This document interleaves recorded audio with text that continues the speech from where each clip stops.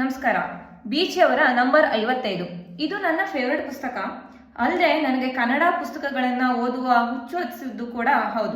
ಈ ಪುಸ್ತಕದ ಶೀರ್ಷಿಕೆ ನೋಡಿದಾಗ ಏನಿದು ನಂಬರ್ 55 ಏನಿರಬಹುದು ಅಂತ ತುಂಬಾ ಕುತೂಹಲ ಇತ್ತು.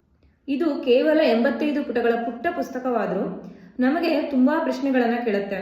ವಿವಿಧ ವಿಷಯಗಳ ಬಗ್ಗೆ ಮತ್ತೆ ನಾವು ಥಿಂಕ್ ಮಾಡೋ ತರ ಮಾಡುತ್ತೆ. ಸರಳ ಭಾಷೆ, ಹಾಸ್ಯ ಸಾಹಿತ್ಯ ಮತ್ತು ಘಟನೆಗಳು ನಮ್ಮ ಕಣ್ಣು ಮುಂದೆ ಆಗೋ ಹಾಗೆ ವಿವರಿಸಿದ್ದಾರೆ. ಒಬ್ಬ ಸಾಮಾನ್ಯ ಕೈದಿ ಅಲ್ಲ, ವಿದ್ಯಾವಂತ, ಅದರಲ್ಲೂ ಗೋಲ್ಡ್ ಮೆಡಲಿಸ್ಟ್ ಕೈದಿ ಹಾಗೂ ಬೀಚಿ ಅವರ ನಡುವೆ ನಡೆಯುವ ಸಂಭಾಷಣೆಯೇ ಈ ಕತೆ. ಒಬ್ಬ ವಿದ್ಯಾವಂತ ಹೇಗೆ ಕಳ್ಳ ಆದ, ಏನ್ ಕಾರಣ ಇರಬಹುದು ಎನ್ನುವ ಒಂದು ಸಣ್ಣ ಕುತೂಹಲನ ಇಟ್ಕೊಂಡು ಬೀಚಿ ಅವರು ಈ ಚಂದದ ಕಥೆಯನ್ನ ಹೆಣೆದಿದ್ದಾರೆ.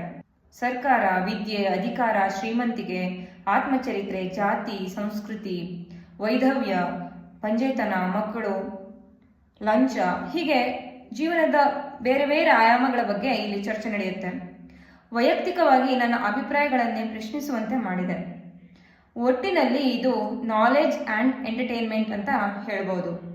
ಹೊಸ ಓದುಗರು ಖಂಡಿತ ಒಮ್ಮೆಯಾದರೂ ಓದಿ.